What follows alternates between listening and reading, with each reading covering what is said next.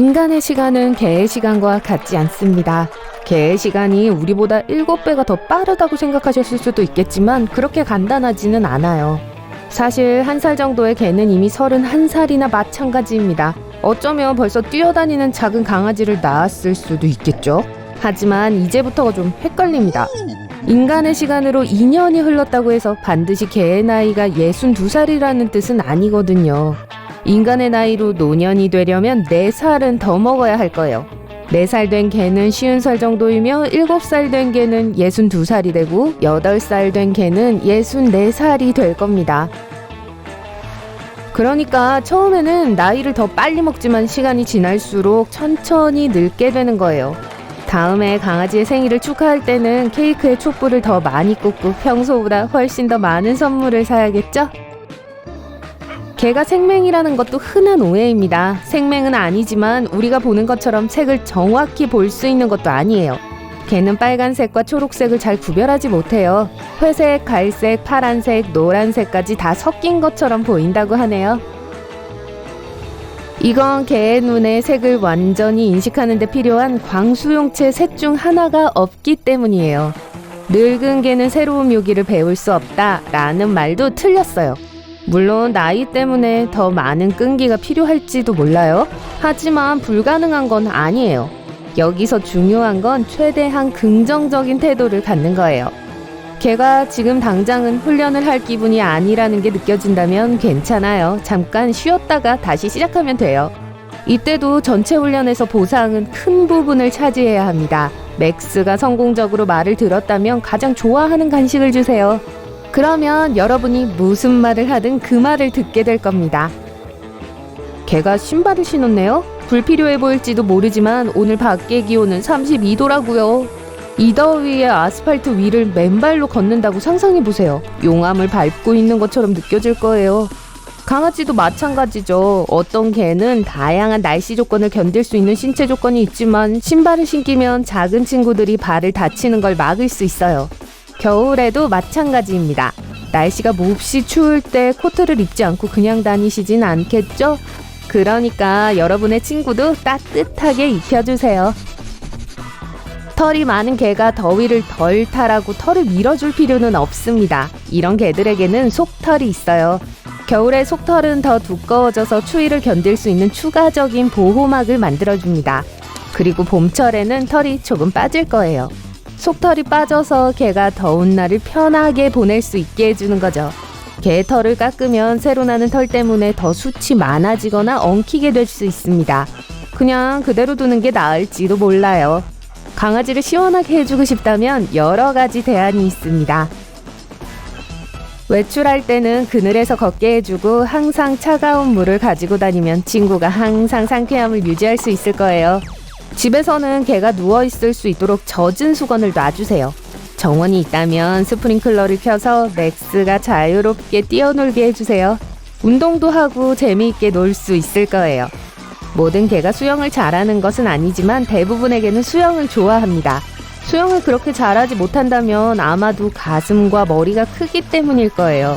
사실 물에 뜨지 못할지도 모릅니다. 개 전용으로 특별히 고안된 수영복을 구입해보세요. 어떤 사람들은 창문을 약간 열어두기만 하면 개를 차 안에 둬도 괜찮을 거라 생각할지도 모릅니다. 이건 사실이 아니에요.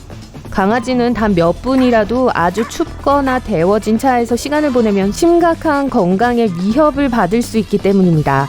미국의 어떤 주에서는 차 안에 개를 발견한다면 개가 숨을 쉴 수 있도록 차에서 꺼내줘도 됩니다. 만약 개가 우편 배달부를 견디지 못해 한다면 그건 아마 여러분을 보호하기 위해서일 거예요. 악랄한 우편 배달부가 온다는 걸 무리의 두목인 여러분에게 알리려고 짖는 거죠. 서로를 소개하면 이 문제를 해결할 수 있습니다. 그러면 개는 우편 배달부를 악당이 아닌 친구라고 인식하게 될 거예요. 우리와 달리 강아지는 졸려서 하품을 하는 게 아니에요. 하품은 불안감을 표시하는 방법입니다. 만약 개가 고양이를 좋아하지 않는데 주변에 고양이가 있다면 하품을 할 수도 있어요. 아니면 집에 새로운 사람이 있어서 맥스가 불편함을 느끼는 걸 수도 있어요. 아니면 다른 개를 만나서 노는데 사이가 안 좋을 수도 있죠. 맥스는 짜증이 나서 계속 하품을 하네요. 하품은 인내심이 바닥나고 있다는 것을 보여주는 방법이기도 해요. 이제 맥스를 데리고 떠나야 할 것 같아요. 걔는 아플 때 풀을 먹지만 항상 그런 건 아니에요. 친구와 한참 동안 이야기를 하는데 걔가 풀을 먹는다면 그건 그냥 지루하다는 뜻일 수도 있어요. 반항하기 위해 그럴 수도 있고 아님 그냥 재미 때문일 수도 있어요. 어느 쪽이든 너무 많이는 먹지 않게 하세요. 너무 많이 먹었다면 수의사에게 가보시고요. 심지어 약간의 초콜릿도 강아지에게는 독성이 강할 수 있으니 숨기셔야 해요. 코코아 분말과 제빵용 초콜릿 모두요. 고양이의 경우도 마찬가지입니다. 만약 반려동물이 많은 양의 초콜릿을 먹었다고 의심된다면 즉시 동물병원으로 데려가세요. 잘 훈련된 개는 하지 말아야 할 일을 알고 명령에 복종할 거예요. 하지만 절대 사람을 물지 않을 거라고 생각하지는 마세요. 개도 감정적으로 행동할 수 있습니다. 개가 겁을 먹었다고 상상해보세요. 맥스는 못 보던 사람들이 가득한 불편한 상황에 놓여 있습니다. 이런 일이 한두 번 일어난 게 아니고 걔는 더 이상 감정을 통제할 수 없어요. 그래서 낯선 사람이 맥스를 쓰다듬기 위해 손을 뻗자 벌을 받게 되었죠. 심하게 물진 않았지만 예상치 못한 일이었어요. 맥스는 아마도 방어적일 필요가 있다고 느꼈을 겁니다. 걔는 자신이 사람을 보호하고 지키고 있다고 생각할 때도 다른 사람을 물 수 있습니다.